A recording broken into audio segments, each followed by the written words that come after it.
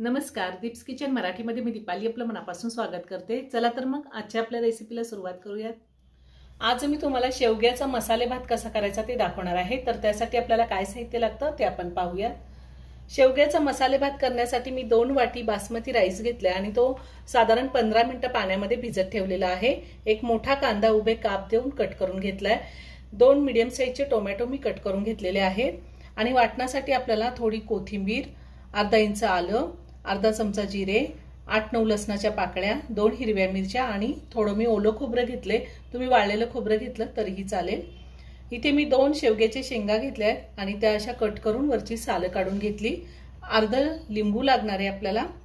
पाव चमचा हळद, 1 चमचा धने पावडर, अर्धा चमचा गरम मसाला, 1 चमचा लाल तिखट, 1 चमचा साजूक तूप घेतलेले, 1 चक्रफूल घेतले आणि साधारण 6 ते 7 मिरी आणि 4 लवंगा घेतलेल्या आहेत, 1 तमालपत्र, 1 दालचिनीचा तुकडा, 1 चमचा जिरे, चवीनुसार मीठ लागणार आहे आपल्याला आणि तिखटाचं प्रमाण तुम्ही तुमच्या आवडीनुसार कमी किंवा जास्त घेऊ शकता। आपण हिरवी मिरची पण वापरलेली आहे आणि आपल्याला तेलही लागणार आहे। सगळ्यात आधी आपण वाटण वाटून घेऊया। कोथिंबीर, खोबरं, मिरची, लसूण, आलं आणि जिरे पाणी न घालताच मी वाटणार आहे। जर गरज लागली तरच थोडंसं पाणी वापरणार आहे। आपलं वाटण वाटून झालेलं आहे। मी अजिबात पाणी वापरलं नाही, असंच आपल्याला जाडसर वाटून घ्यायचे। आपल्याला यामधलं फक्त 2 चमचे वाटण लागणार आहे। मी गॅसवर कुकर ठेवलाय, त्यामध्ये 2 चमचे तेल घालते। तुम्ही हा भात वरती पातेल्यामध्ये पण करू शकता। त्यातच मी तूप घालते। तेल तूप गरम झाले, त्यामध्ये आपण खडे मसाले घालूया। त्यातच आपल्याला कांदा घालायचा आहे आणि कांदा मी 2 मिनिटं चांगला परतून घेणार आहे। कांदा मी 2 मिनिटं चांगला परतून घेतलाय। त्यातच आता टोमॅटो घालूया आणि टोमॅटो सुद्धा परतून घेऊया। टोमॅटो सुद्धा 2 मिनिटं परतून घेतलेला आहे। आता आपल्याला त्यामध्ये वाटण घालायचे। 2 चमचे वाटण घेतले मी। वाटण घातल्यावर सुद्धा मी 2 मिनिटं परतून घेतले। आता आपल्याला त्यामध्ये पावडर मसाले घालायचे। हळद, धने पावडर, गरम मसाला, लाल तिखट। मी ह्या आधी सुद्धा खूप साऱ्या भाताचे प्रकार किंवा बिर्याणीचे प्रकार आपल्या चॅनलवरती अपलोड केलेले आहेत, त्याची लिंक मी डिस्क्रिप्शन बॉक्समध्ये दिली आहे, तुम्ही पाहू शकता।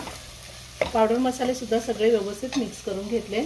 आता आपल्याला ह्यामध्ये शेवग्याच्या शेंगा घालायच्या आहेत आणि 1 मिनिटभर चांगलं आपण परतून घ्यायचंय।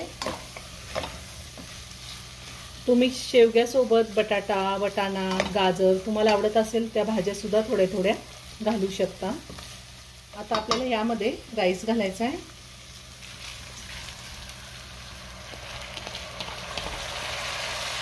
आणि राईस सुद्धा मी हलक्या हाताने 2 मिनिटं चांगला परतून घेणार आहे।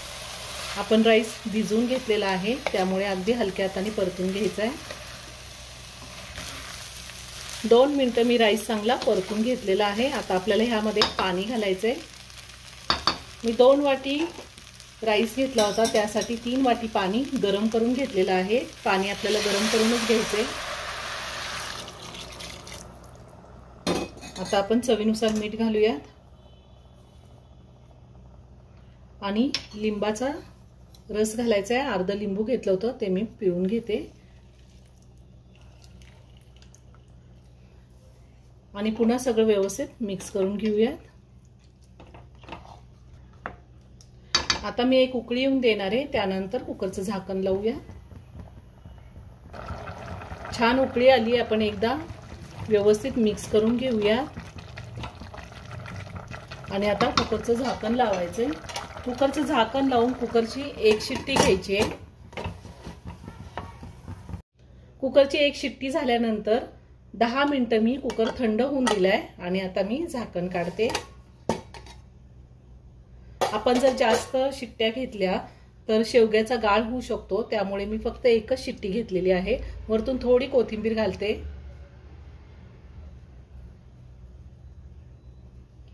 आणि आता हा राईस मी प्लेटमध्ये काढून घेते। खूप छान झालाय आणि शेवगा सुद्धा एकदम व्यवस्थित आहे, अजिबात गाळ झालेला नाही आणि शिजलेला देखील आहे। हे पहा, गरम आहे।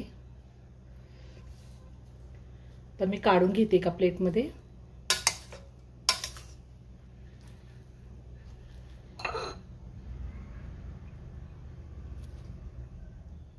तयार झाला शेवग्याचा मसाले भात। चवीला एक नंबर लागतो, खूपच छान होतो। तुम्ही नक्की करून पहा। व्हिडिओ जर आवडला तर व्हिडिओला लाईक आणि शेअर करायला विसरू नका। रेसिपी आवडली असेल तर कमेंट करून नक्की कळवा। पुन्हा भेटूया अशाच एका छानशा साध्या आणि सोप्या रेसिपी बरोबर। धन्यवाद।